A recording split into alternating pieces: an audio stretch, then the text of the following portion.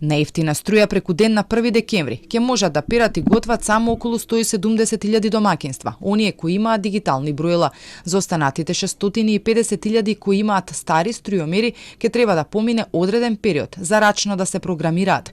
Од Евана објаснуваат дека на 1 декември ќе стапи на сила новиот тарифен систем и претходно не може да се прави прилагодување на броилата, затоа што тоа би било противзаконски.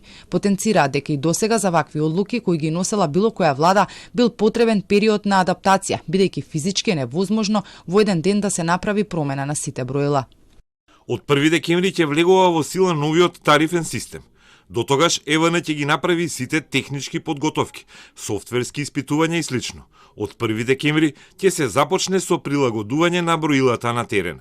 Вице-премиерот Битики пак цврсто стои на ставот сите домаќинства на 1 декември да имаат ефтина струја преку ден.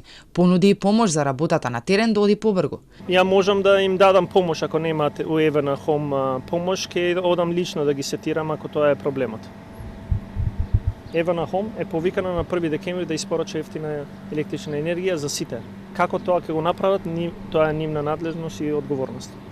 Пред неколку дена регулаторната комисија излезе со нова одлука за цената на струјата, а тога се соопшти и дека граѓаните повторно дневна ефтина струја ќе користат од 1 декември, иако претходно наголемо се најавуваше дека се прават анализи тоа да се случи од 1 јули.